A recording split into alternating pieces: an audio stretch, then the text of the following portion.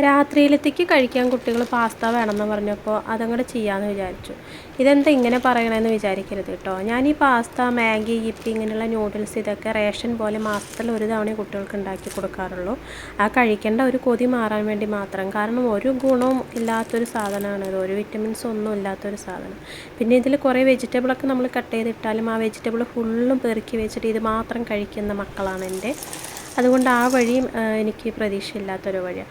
അപ്പോൾ ഈ പാസ്ത നമ്മൾ നല്ല തിളച്ച വെള്ളത്തിലേക്ക് ഇട്ടിട്ട് നന്നായി വേവിച്ചെടുക്കണം കേട്ടോ. ഫസ്റ്റ് തന്നെ ഉപ്പിട്ടിട്ടുണ്ടെങ്കിൽ വെന്ത് കിട്ടില്ല.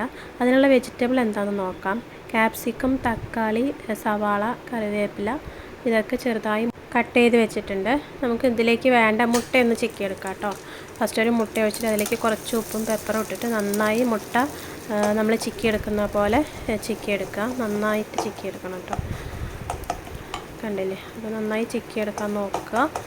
അപ്പോൾ ഇത് എപ്പോഴൊന്നും കുട്ടികൾക്ക് കൊടുക്കരുത്, അത്രയ്ക്ക് നല്ല സാധനമൊന്നുമല്ല, ഫുള്ള് മൈദയാണ് കേട്ടോ. പിന്നെ ഇതേപോലെ മുട്ട, വെജിറ്റബിളെല്ലാം ചേർത്തുണ്ടെങ്കിൽ കഴിക്കാം. ഇതപ്പോൾ അത്യാവശ്യം വെന്തിട്ടുണ്ട്. നമ്മളിതൊരു അരിപ്പയിലേക്ക് മാറ്റിയിട്ട് അതിലേക്ക് കുറച്ച് പച്ച വെള്ളം ഒഴിച്ചു കൊടുക്കുന്നുണ്ട്. ഇത് അങ്ങോട്ടും ഇങ്ങോട്ടും ഒട്ടാതിരിക്കാൻ വേണ്ടിയിട്ടാണ് ഇത് കേട്ടോ ചെയ്യണത്. അതല്ലെങ്കിൽ ആ ചൂടുള്ള വെള്ളത്തോടെ ഇരിക്കുമ്പോൾ ഇത് ഒട്ടി എല്ലാം കൂടെ ഒരു കൊഴുക്കട്ട പരുവത്തിലാകും. അപ്പോൾ പച്ചവെള്ളം ഒഴിച്ചിട്ടുണ്ടെങ്കിൽ ഓരോന്ന് തനിയെ നിൽക്കും കേട്ടോ. അതിന് വേണ്ടിയിട്ടാണ് പച്ചവെള്ളം ഒഴിക്കുന്നത്. നമ്മൾ നൂഡിൽസൊക്കെ ഉണ്ടാക്കുന്ന മെത്തേഡ് തന്നെ.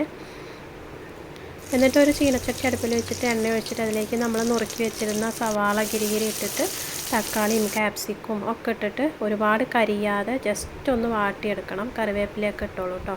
മല്ലിയില എൻ്റെ കയ്യിലില്ല, അതുകൊണ്ട് ഞാൻ ഇട്ടിട്ടില്ല. മല്ലിയില ഇട്ടിട്ടുണ്ടെങ്കിൽ നല്ല ഫ്ലേവറായിരിക്കും. കരിയാതെ നന്നായി ശ്രദ്ധിക്കണം. കരിഞ്ഞു കഴിഞ്ഞാൽ ഫുള്ള് ഫ്ലോപ്പാകും. ലോ ഫ്ലെയിമിൽ വെച്ചിട്ട് നന്നായിട്ട് കരിയാതെ വണക്കിയെടുക്കുക. അത്യാവശ്യത്തിന് ഉപ്പിടുക, അത്യാവശ്യത്തിനല്ല ആവശ്യത്തിന് ഉപ്പിടുക. പിന്നെ നമ്മൾ ചിക്കി വെച്ച ആ മുട്ടേനെയും കൂടെ ഇതിലേക്ക് അങ്ങോട്ട് എടുത്ത് കൊട്ടുക. എന്നിട്ട് കുറച്ച് ഇഞ്ചിപ്പൂണ്ട് പേസ്റ്റ് ഇടുക. സോറി, തമിഴ് വന്നു കേട്ടോ. ഇഞ്ചി വെളുത്തുള്ളി പേസ്റ്റ് ഇടുക. ഇത് ഫസ്റ്റ് ഇടേണ്ടതാണ്, ഞാൻ മറന്നു പോയി. ഞാൻ തമിഴ്നാട്ടിലാണ് ഇരിക്കണത് കേട്ടോ, അതുകൊണ്ട് എനിക്ക് ഇടയ്ക്ക് തമിഴ് കയറി വരും. പിന്നെ ഒരു ഇത്തിരി കുരുമുളക് പൊടി ഇടുക. അതിന് ശേഷം നമ്മൾ ഇതിലേക്ക് കുറച്ച് ചാറ്റ് മസാല ഇടുന്നുണ്ട് കേട്ടോ. ചാറ്റ് മസാല ഇല്ലെങ്കിൽ കുറച്ച് ചിക്കൻ മസാല, മീറ്റ് മസാല അല്ലെങ്കിൽ മട്ടൻ മസാല അങ്ങനത്തെ ഏതെങ്കിലും ഒന്ന് ഇട്ടാൽ മതി കേട്ടോ. ഞാൻ ഇപ്പോൾ എൻ്റെ കയ്യിൽ ചാറ്റ് മസാല ഉള്ളതുകൊണ്ട് ഞാനത് ഇട്ടുവെന്നേ ഉള്ളൂ.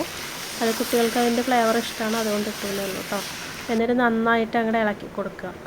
അപ്പോൾ നമ്മുടെ പാസ്ത റെഡി. ഒരുപാട് എരിവൊന്നും ഞാൻ ഇട്ടിട്ടില്ല. എരിവിട്ടുണ്ടെങ്കിൽ കുട്ടികൾ കഴിക്കില്ല. അപ്പോൾ ഒരുപാട് എരിവ് ഇട്ടിട്ടില്ല. ഈ പെപ്പറിൻ്റെ എരിവ് മാത്രമേ ഉള്ളൂ. നിങ്ങൾക്ക് സ്പൈസി വേണമെങ്കിൽ കുറച്ചും കൂടെ എരിവ് ചേർക്കാം. അപ്പോൾ അടുത്ത വീഡിയോ ആയിട്ട് കാണാം. ടാറ്റാ.